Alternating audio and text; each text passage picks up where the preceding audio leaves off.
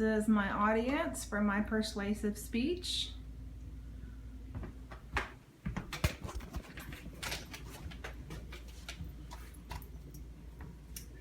Think you better press record. It's recording. There's an age-old saying that still rings true. If you win the rat race, you're still a rat. Many of us live our life on autopilot.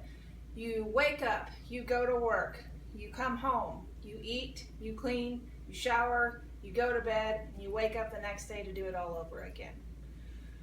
Today, I want to change that for you, and after reading Anna Quinlan's A Short Guide to a Happy Life, I think I can do that. Today, I want to discuss how people unknowingly live their life on autopilot and how to change your way of thinking so that you can live a happier, more fulfilled life. Let's start by discussing a common thread that many people share, and that's living their life but really only going through the motions. You have to go to work to earn a paycheck so that you can take care of your responsibilities, to be what life deems as a success. You have to pay your mortgage, your car payment, and your electricity and all that good stuff. Making sure all of those things are taken care of helps you to feel safe. But money can't buy you happiness. Whenever you keep up with the Joneses, you're essentially living someone else's life. And who has time for that? Physical things can only bring you momentary happiness, and that feeling of happiness doesn't last. Now, I'm not saying go out and quit your job and not pay your bills, but I am saying don't let your job and your bills be your reason for existence. There is one thing that's not addressed in the society's definition of a success, and that is emotional satisfaction. When you fail to address your emotional needs, you fall into the routine of life, and you can start to feel incomplete. Have you ever had a feeling deep down in your soul that you are needing something and you can't quite put your finger on it? You're needing more than just a surface satisfaction. You're needing emotional satisfaction. Whenever you don't have this, you can shut out your friends and your family, and your life can become monotonous. You're unable to find joy in much of anything in life. When you recognize that your emotional needs are not being met, you know that something's got to change. To quote the late Steve Jobs in his 2005 commencement speech at Stanford, "Sometimes life's going to hit you in the head with a brick. Don't lose faith." Well, here's your brick moment.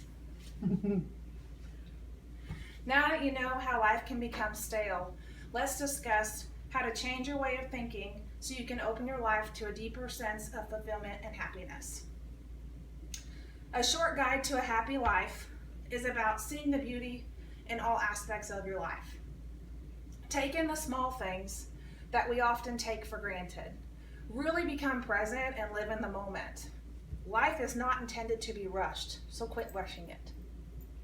Live in the moment, and there's no way that you can live on autopilot.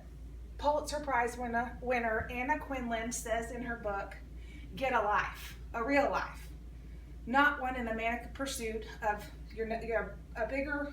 not the manic pursuit of your next promotion or bigger paycheck. Find people you love and who love you." She tells us to think of life like a terminal illness. This will allow you to live life more passionately. She shared that doing this helped her go from living in black and white to living in Technicolor. I challenge you to make a daily bucket list and check things off of that list. Make memories with those that you care about. On your deathbed, I guarantee you won't remember the times that you sat on your couch doing nothing by yourself. You're going to remember the times that you spent with your loved ones. Anna also tells us to take life and treat it as a gift. Appreciate the small moments, the smell of fresh cut grass, the sound of a water stream, the sound of your kids playing in the distance. In my November 11th interview with my sister-in-law, Rachel Scheffler, who's read many personal growth books, she told me that she learned from these that the way we change our lives is by changing how we look at the world. In order to change yourself, you must do something you've never done before. And often that means thinking something you've never thought. This was an eye-opening statement, but unfortunately some people let life get in the way and they don't take themselves into consideration. It's time that you become your priority. And it's time you get out of your normal thinking zone so that you can live life to the fullest. In conclusion, we've talked about different ways that life can become a repetitious journey, and also about how you can change your way of thinking in order to find happiness and serenity. I now challenge you to quit the rat race of life and open the windows and let the color in. Thank you. Woo! I like your little Donald Trump hand gestures. Oh, yay! Hand gestures are a part of it. You're I know supposed to that. do that. That's right.